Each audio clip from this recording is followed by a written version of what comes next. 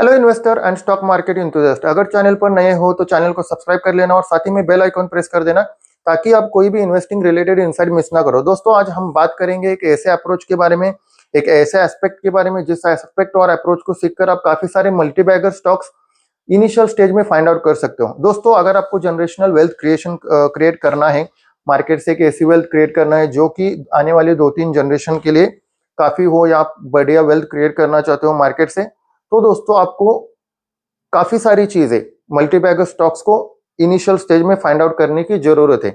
जब कोई उसके बारे में बात नहीं कर रहा, या सोशल मीडिया पर वो स्टॉक्स फेमस नहीं है, वो सेक्टर फेमस नहीं है, कोई नहीं कर रहा है, तब जाकर आपको निवेश करना है।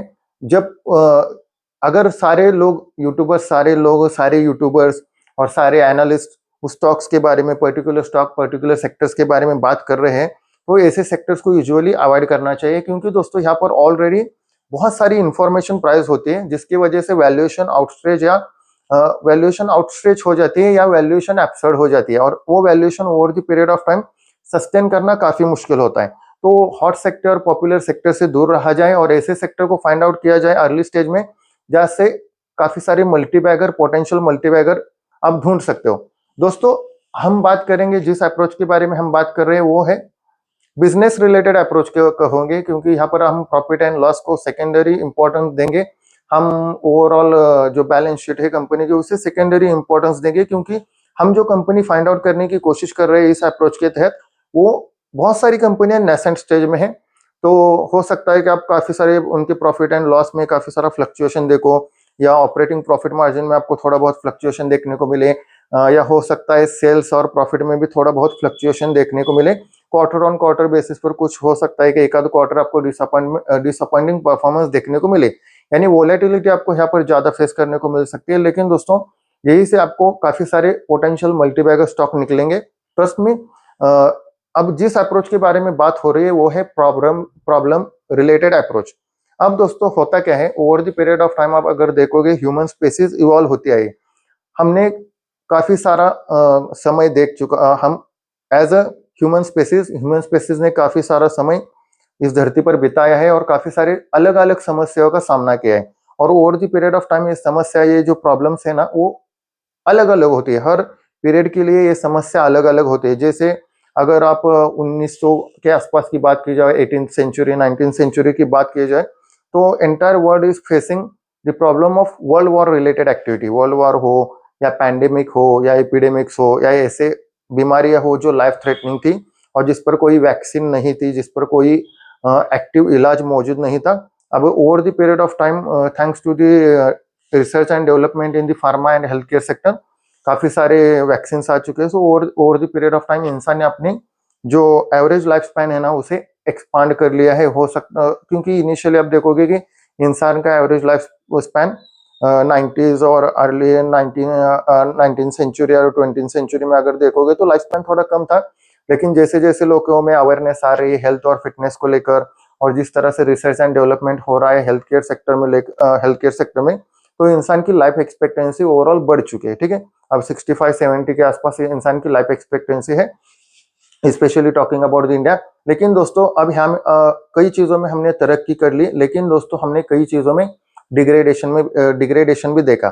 जैसे एनवायरमेंटल डिग्रेडेशन, हमने नेचर के साथ काफी खिलवाड़ किया, इसकी वजह से हम इंसान नए प्रॉब्लम्स फेस कर रहे हैं। यानी जो पुरानी प्रॉब्लम्स थे उसे हमने सॉल्व कर लिया, और as a human being we are facing a new kinds of problem.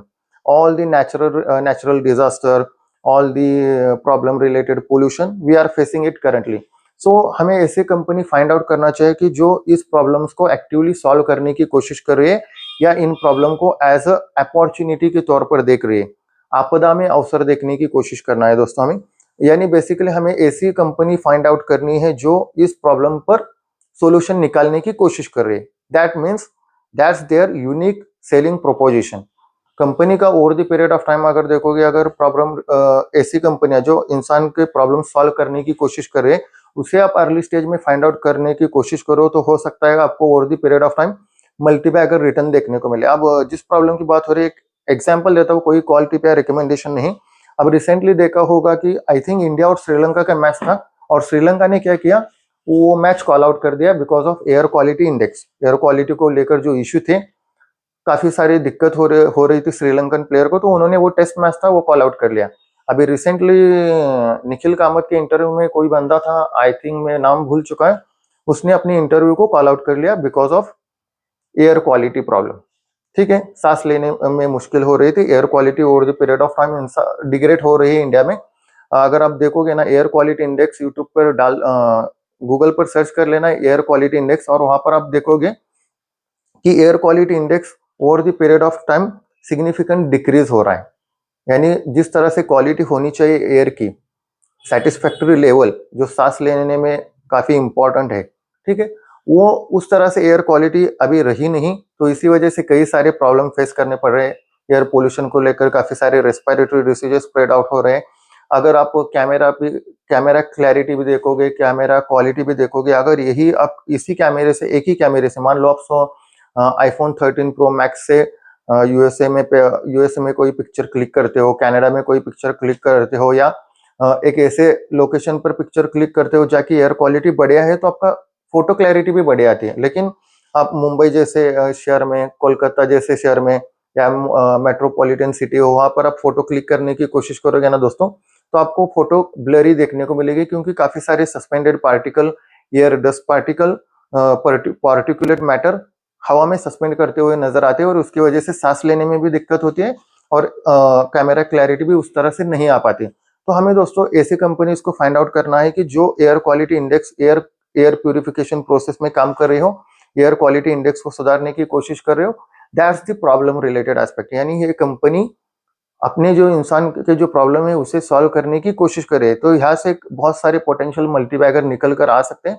आपको सिर्फ क्या करना है, उस सेक्टर्स में कौन सी कंपनी है वो फाइंड आउट करना है, उनके फाइनेंशियल को पढ़ना है, उसके टेक्निकल को स्टडी करने हैं, वैल्यूएशन एस्पेक्ट को स्टडी करना है, या वैल्यूएशन आउटस्ट्रेच तो नहीं, इसे चेकआउट कर लेना है। क्योंकि दोस्तों अभी बहुत सारी कंपनियां हैं नेसेंट स्टेज में, तो हो सकता है कि आप इनके अगर प्रॉफिट और लॉस स्टेटमेंट भी उठाकर देखोगे ना, क्वार्टरली रिजल्ट देखोगे, तो आपको काफी सारा फ्लक्चुएशन देखने को मिलेगा, और आपको उस तरह से कॉन्फिडेंस नहीं आएगा जिस तरह से कॉन्फिडेंस आना चाहिए। यूजुअली कोई भी सेक्टर अगर नेसेंट स्टेज में होता है या डेवलपिंग सेक्टर है, over the period of time sector evolve हो रहा है, तो इनिशियल स्टेज में हो सकता है सेल्स कम आ जाए, हो सकता है ऑपरेटिंग प्रॉफिट मार्जिन उस तरह से ना आए। यानी सेल्स तो लगातार बढ़ रही है, लेकिन ऑपरेटिंग प्रॉफिट मार्जिन उस तरह से नहीं बढ़ रहा है।